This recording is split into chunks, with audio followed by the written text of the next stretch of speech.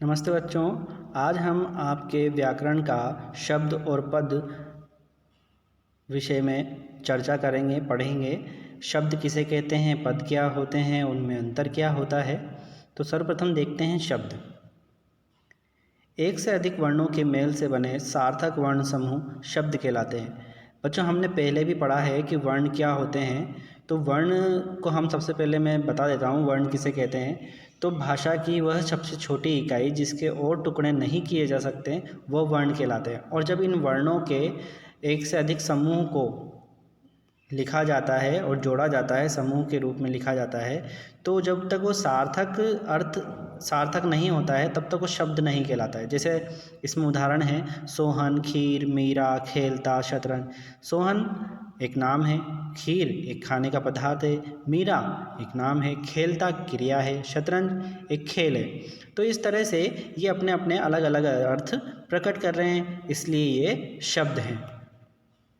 दूसरे शब्दों में कहा जाता है कि शब्द वर्णों के मेल से बनते हैं। दूसरा, शब्द सार्थक वर्ण समूह या अक्षर समूह होते हैं। शब्द स्वतंत्र रूप से प्रयुक्त होते हैं। वर्णों का वही समूह शब्द कहलाता है जिसका प्रयोग स्वतंत्र रूप से होता है। तो एक तरह से ये शब्द की विशेषताएं भी कही जा सकती हैं, यानी कि जब तक वो स्वतंत्र रूप से प्रयोग होता है और सार्थक होता है तब तक वह शब्द कहलाता है। जब आप एक से अधिक वर्णों को मिलाकर कोई शब्द बनाते हैं तो वो जरूरी नहीं शब्द कहा जाए, वह एक सार्थक अर्थात अर्थपूर्ण शब्द होना चाहिए, तभी उसे शब्द की परिभाषा दी जा सकती है। यानी कि वह स्वतंत्र भी होना चाहिए, सार्थक भी होना चाहिए और अर्थपूर्ण भी होना चाहिए। जैसे उदाहरण के तौर पर हम देखते हैं क प्लस ल प्लस म यानी कि कलम बना। फिर क प्लस म प्लस ल बराबर क्या बना, कमल। अब ल प्लस म प्लस क लमक, ल प्लस क प्लस म लकम।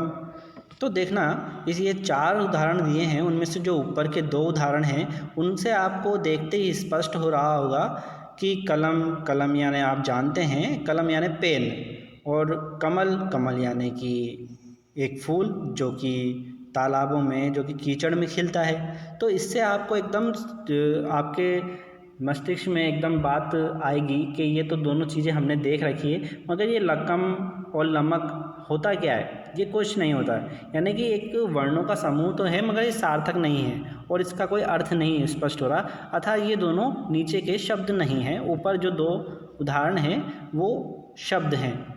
तो बच्चों, इस तरह से स्पष्ट है कि शब्द जो होते हैं वो सार्थक होते हैं। इसके बाद देखते हैं पद की परिभाषा। जब कोई शब्द स्वतंत्र न रहकर व्याकरण के नियमों में बन जाता है। भाई, शब्द तो क्या होता है, स्वतंत्र रहता है तब तक शब्द होता है। अब जब वह स्वतंत्र न रहकर व्याकरण के नियमों में बन जाता है तब वह शब्द पद बन जाता है। इस प्रकार वाक्य में प्रयुक्त शब्द ही पद है। कारक, वचन, लिंग, पुरुष इत्यादि में बंधकर शब्द पद बन जाता है। तो बच्चों, स्पष्ट हुआ कि जब स्वतंत्र न रहकर जब व्याकरण के नियमों में बन जाता है तो वाक्य में जो शब्द प्रयुक्त होते हैं वह पद कहलाते हैं।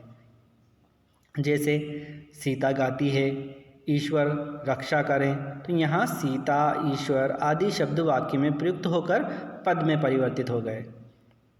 दूसरे शब्दों में कहा जा सकता है कि जब सार्थक वर्ण समूह अर्थात अर्थपूर्ण शब्द का प्रयोग वाक्य में किया जाता है तो उस शब्द को पद कहते हैं। अब यह केवल शब्द नहीं रह जाता, बल्कि यह शब्द वाक्य में लिंग, वचन, सर्वनाम, क्रिया, विशेषण आदि इत्यादि दर्शाता है। जैसे राम आम खा रहा है। इस वाक्य में राम और आम शब्द का पद परिचय है संज्ञा और खा रहा है का पद परिचय है क्रिया। यानी कि राम और आम तो संज्ञा शब्द हो गए और खा रहा है जो क्रिया हो गए। अब शब्द पद कब बन जाता है तो देखते हैं, समझते हैं। जब कोई सार्थक शब्द वाक्य में प्रयुक्त होता है तब उसे पद कहते हैं, पर जब इसका प्रयोग वाक्य में होता है तो इसका रूप भी बदल जाता है। इसलिए वाक्य में प्रयुक्त शब्द होने पर शब्द को पद कहा जाता है। जैसे राम आम खा रहा है, इसमें राम आम खा रहा है, ये सभी क्या हैं? पद हैं।